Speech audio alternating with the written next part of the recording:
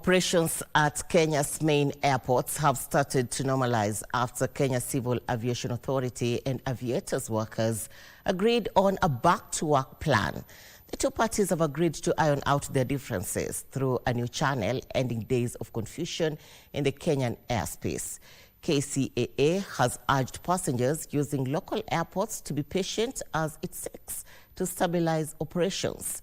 The strike by the Aviation Union started on Monday at 6 a.m., affecting hundreds of locals and international flights. This report was compiled by Nduta Mokami. The Kenya Aviation Workers Union called off its two-day strike that began on Monday morning, disrupting operations at the Jomo Kenyatta, Moi, Eldoret, Kisumu and Malindi international airports. The industrial strike also affected operations at the Wilson, Lamu, Lokichogio, Isiolo and Lodwar airports.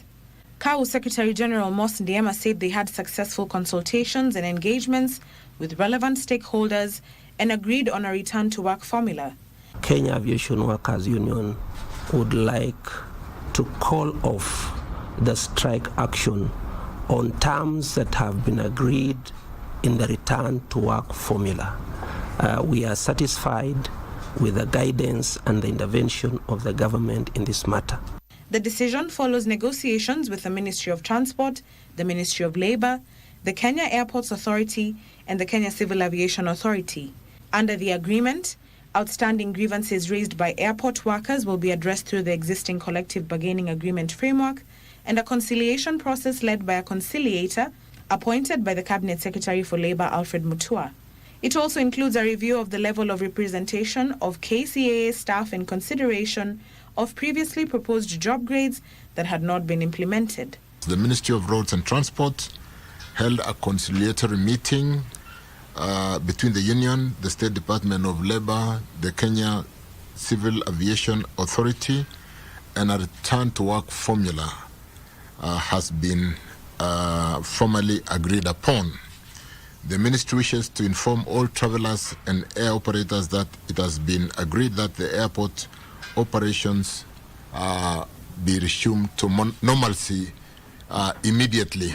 Further, employees in grades 4 and 5 of the Kenya Civil Aviation Authority will now be unionized, with union dues deducted and remitted accordingly. The strike had caused uncertainty for travellers, with some airlines reporting delays of up to 4 hours at the country's main airports. Tourism Cabinet Secretary Rebecca Miano has welcomed the agreement, emphasizing the need to prevent similar disruptions in the future, warning of their impact on the tourism sector and the broader economy. We have forged a conviction that resilience can no longer remain a postscript to crisis. Nduta Mokami for Prime Edition.